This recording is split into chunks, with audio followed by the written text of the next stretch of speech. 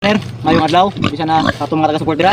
So, karon mga farmer, mag-inject ta og vitamins para sa ato ang inahin. So, kanang atong inahin mga farmer, is ikan lang sa yuta, para lang ibutangan og trapal. So, native ni siya mga farmer, no? So, wala pang carbohydrate. So, vitamins mga farmer para sa amayong panglabas niya, nutrition o karapang gatas.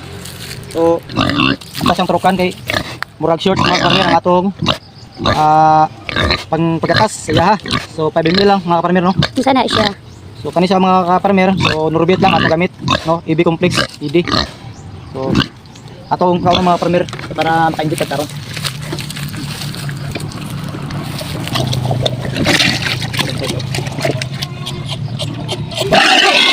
Okay, kakos mga ka-farmer.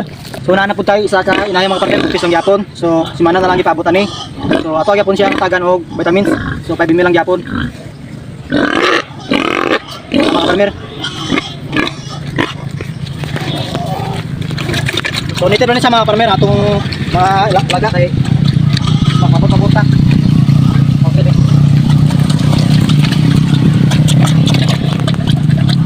Lumok ha. Okay mga farmer, success sa atong pag-apply og vitamin C ha. So mga farmer, mo ni katulong ko ngayon inahin. So ako sa gibutang sa kulungan kay first time niya na pagbuntis. So magawa kasi na lang ang ipabutan ni mga farmer. So applyan gyud pero to siya og vitamins. Sabi lang gyapon.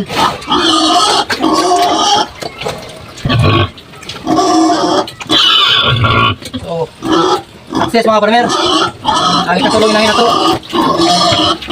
So nito sa mga farmer kay basta daan makakaano vitamin C para paggatas niya hindi ko ma-short yung gatas. So lahat na ko datong i-inject kung adlaw na sa ang panganak niya. So napay mga proseso mga farmer pag adlaw sa panganak niya mag-antibacterial na ko siya o pang paggatas na jud niya. So mura ka na mga farmer. Bye.